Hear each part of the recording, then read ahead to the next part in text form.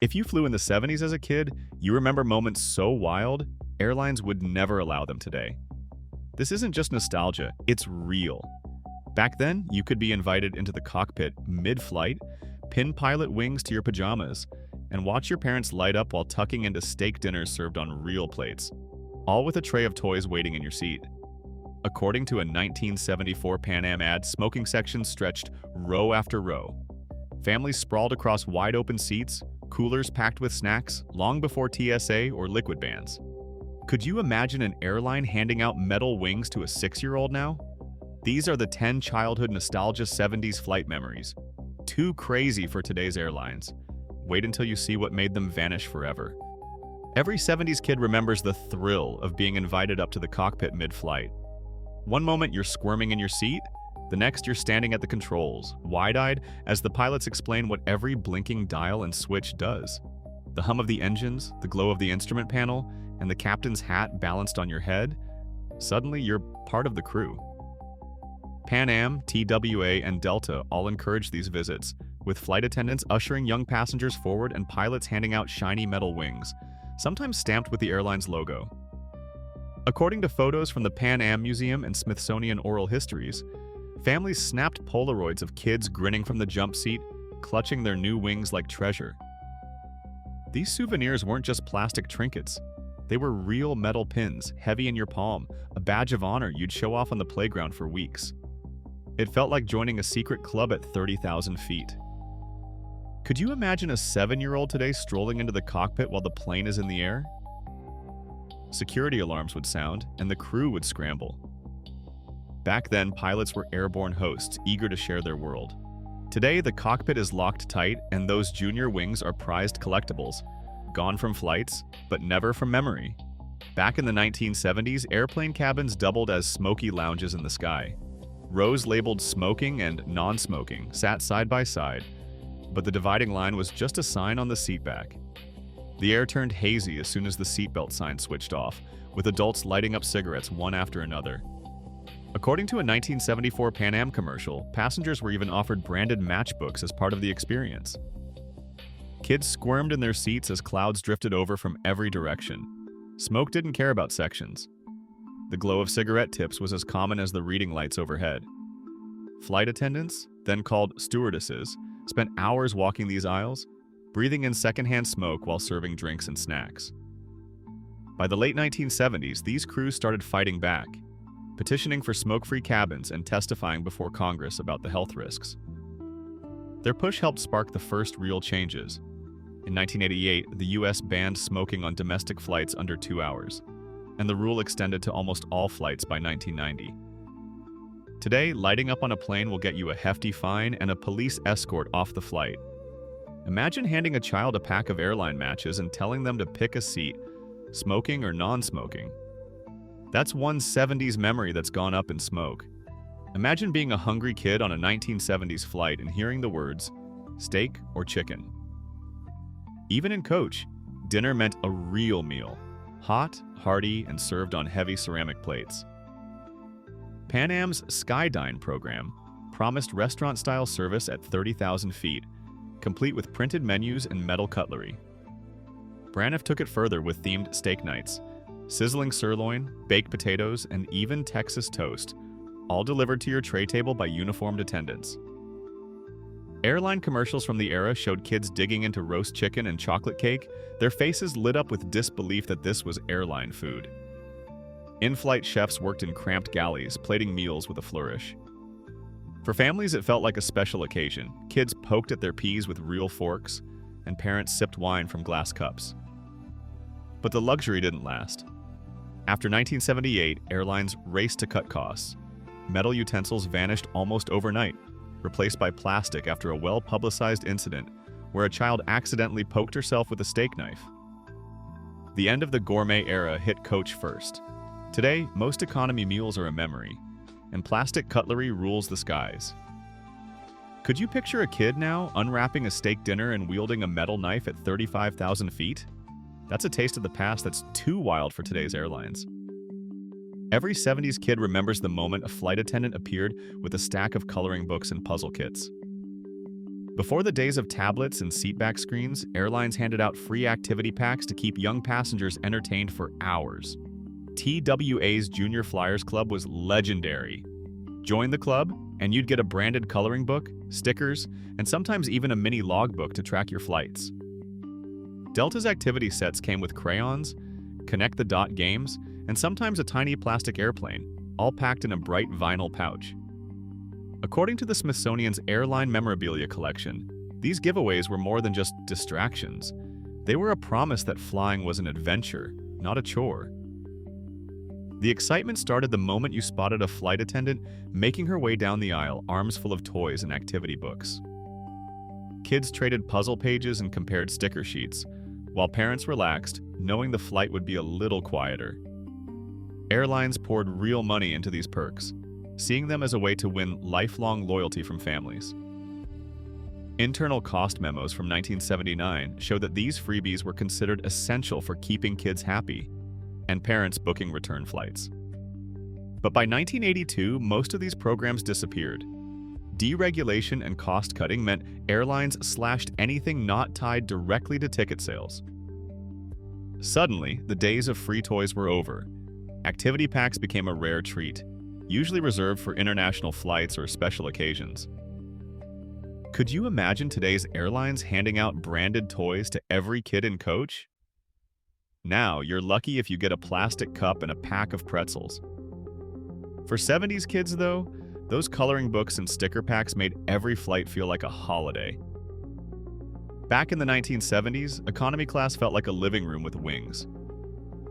Seat pitch, the distance between your seat and the one in front, often stretched to 36 inches, giving even the tallest dads space to cross their legs. And kids' room to sprawl. Boeing's 747 blueprints from the era show wide rows, sometimes 4 seats across in the middle, perfect for families to claim as their own personal fort. It wasn't rare to see siblings lying flat across empty seats, coloring books scattered while parents dozed or chatted. The central family rows turned long flights into impromptu slumber parties, with kids trading seats, legs dangling into the aisle, and no one bumping elbows for hours. Photographs from the Smithsonian archives capture children stretched out, shoes off, asleep with heads in mom's lap, while the clouds drifted by outside. Airlines even advertised their stretch-out comfort, boasting that flying with them meant room for the whole family and space to play. After 1978, everything changed. Deregulation pushed airlines to pack in more seats, and pitch began to shrink, quickly dropping to as little as 28 inches on some jets today. That's nearly a 20% loss of space, turning what was once a family playground into a row of elbows and knees. Could you picture a modern kid lying across 4 seats, mid-movie, while their parents relax? Today's planes barely leave room to cross your legs, let alone stretch out for a nap. For 70s kids, though, flying meant freedom to move, lounge, and even nap sideways, a kind of comfort that's vanished from the skies. Parents in the 1970s treated air travel like a family road trip. Coolers, thermoses, and homemade sandwiches in tow. It wasn't just allowed, some airlines encouraged it. According to a 1976 Ozark Airlines ad, families were invited to bring your feast on board, complete with images of kids lugging lunchboxes and parents balancing picnic baskets down the aisle. On regional flights, it was common to see families unpacking chicken salad sandwiches, cookies, and even a jug of lemonade, turning row 18 into a flying picnic table. Airlines like Allegheny and Ozark ran local newspaper promotions that promised, "We fly, you feast," and staff sometimes offered extra ice or cups for your drinks. The airport lounge before security looked more like a tailgate than a waiting area. Families gathered around tables, assembling snacks before boarding. Once on the plane, kids swapped cookies with seatmates, and the aroma of homemade brownies mixed with the scent of jet fuel. This casual approach made flying feel personal and fun, a stark contrast to the uniform meal trays that would take over in the late 1980s. By the mid-1980s, airlines started discouraging outside food as they pushed their own branded meal service. The real end came after 2001, when TSA liquid limits and security checks made dragging a cooler through the airport unthinkable. Picture a modern family today, unpacking a thermos and homemade pie at 30,000 feet. A flight attendant would be at your row in seconds. For 70s kids, though, the BYO picnic was part of the adventure. Every sandwich tasted better in the clouds, and every flight felt like a family outing, right down to the last homemade cookie. Stepping onto a 1970s jet felt like walking into a high-fashion runway show, at least if you glanced at the flight attendants. Airlines didn't just hand out uniforms. They commissioned designers to turn every cabin into a moving catwalk. Braniff's partnership with Emilio Pucci gave the world the legendary colorful airstrip collection, seen from 1965 to 1974. Attendants swapped layers mid-flight, cape, tunic, even a bubble helmet, each piece in a wild swirl of orange, pink, or turquoise. Air France called on Christian Dior to create sleek, tailored suits and pillbox hats, matching the glamour of Paris itself. Uniform catalogs from the era read like fashion magazines, with glossy photos of attendants in bold prints and futuristic cuts. Airline posters boasted about their couture crew, and magazine ads showed attendants striking poses that wouldn't look out of place in Vogue. For kids, meeting a flight attendant in a Pucci mini dress or a Dior suit made flying feel like a special event. These uniforms weren't just about looking good. They were a brand statement, promising style and sophistication at 35,000 feet. Oral histories from the Smithsonian recall the pride and discomfort. Synthetic fabrics stuck to your skin, and hats rarely stayed put. But every attendant knew they were icons for a day. Could you picture a modern airline dressing their crew in Pucci capes or metallic boots? Today's uniforms are all about practicality, but in the 70s, every flight attendant was a style ambassador.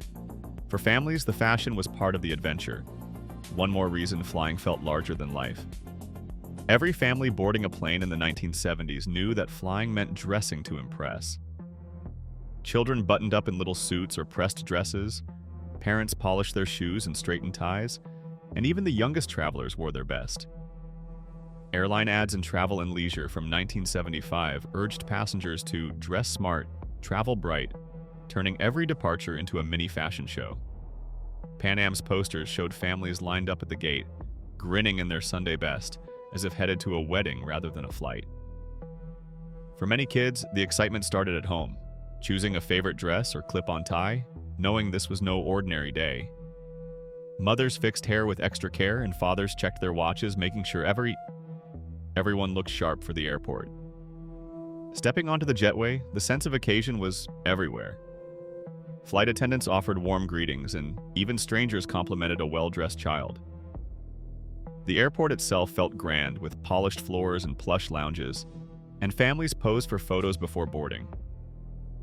According to Pan Am's 1975 Dress Smart campaign, the right outfit was part of the adventure, a way to match the glamour of the sky. By the early 1990s, this ritual faded as air travel became routine.